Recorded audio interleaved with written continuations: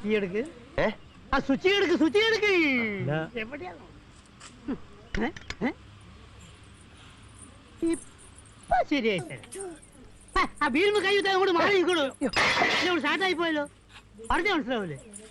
ഓഹോ, ഇതാണോ കാര്യം? ഏത്? അയ്യോ അല്ല, ഒന്നുമില്ല. ഇതിന്റെ ഗിയർ ബോക്സ് ഒന്ന് അഴിക്കണം. അതെ, ദുബായ് അലൈൻ എക്സ്പ്രസ് ഹൈവേയിൽ ഒരു വൈറ്റ് ലാൻഡ് ക്രൂസർ കാർ തന്നെ ഇറമ്പി പഞ്ഞുകൊണ്ടിരിക്കാം. ഞാനും 2 അറുപതാണ് വണ്ടിയില്. അറുപതാണ് ഭയങ്കര ഉറക്കം. ഒരു 200-270 സ്പീഡും.